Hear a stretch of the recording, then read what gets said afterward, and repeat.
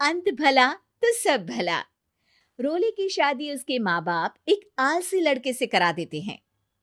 चलो, रोली की शादी हुई और हमने गंगा नहाई। और क्या, बेटियां तो होती ही हैं बोझ।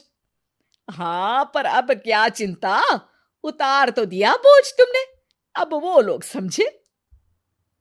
ससुराल में रोली का पति कहता है, देखो, मैं कोई काम नहीं करता, ये बात तुम्हारे मम्मी पापा को बता दी थी मैंने। अब जो किराया आता है दुकान का, उसी से घर का गुजारा करना है। कभी भूल से भी कोशिश ना करना किसी चीज की डिमांड की। क्या मम्मी पापा को पता था कि आप कोई काम नहीं करते? और क्या, बड़ा अच्छे से पता था।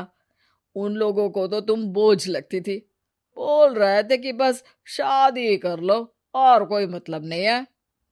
रोली को यह सुनकर बहुत गुस्सा आता है, लेकिन करती भी तो क्या, क्योंकि वो जानती थी कि उसके माता पिता ऐसे ही हैं। जैसे तैसे रोली दिन काट रही थी। रोली को एक प्यारी सी बेटी होती है। धीरे धीरे वो बड़ी होती है और उसके साथ उसकी जरूरतें भी बढ़ती जाती हैं। सुनिए जी, अब तो सिमी बड़ी हो रही है, उसका स्कूल में दाखिला कराना है। मैंने अब तक तो जैसे तैसे समय काट लिया, लेकिन मैं बच्ची की परवरिश में कोई कमी नहीं रखूंगी। अरे क्या है यार, अब तो लगता है कोई ना कोई काम ढूंढना ही पड़ेगा। अब पति रोज काम की तलाश में जाता और बिना किसी काम के वापस आ जाता। रोली समझ जाती है कि पति के अंदर अब काम करने की क्षमता नहीं है।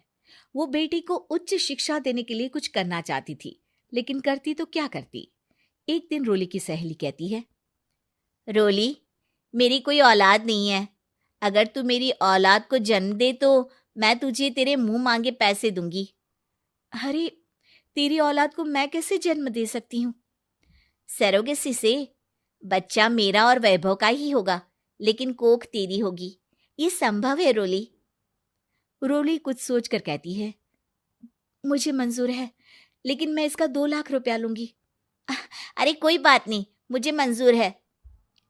रोली खुश हो जाती है कि एक बच्चा पैदा करने का उसे 2 लाख रुपया मिलेगा। वो घर आकर पति को बताती है, वो भी खुश हो जाता है। अब क्या था, डॉक्टर के पास जाकर सहेली का बच्चा रोली की कोख में पलने लगता है।